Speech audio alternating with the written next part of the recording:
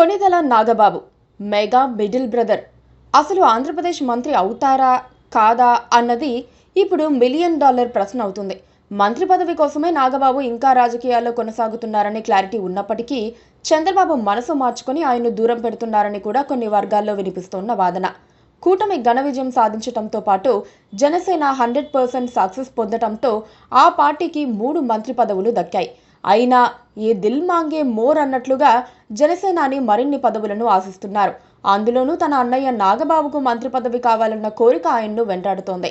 నాగబాబుకు తొలుత మంత్రి పదవి ఇవ్వటానికి ఆయన ప్రజాప్రతినిధి కాలేదు. అయినా నాగబాబు త్వరలో మంత్రి కాబోతున్నారని ఈ ఏడాది మొదట్లో కూటమి నాయకుడైన రాష్ట్ర ముఖ్యమంత్రి చంద్రబాబు స్వయంగా ఒక ప్రకటన చేశారు.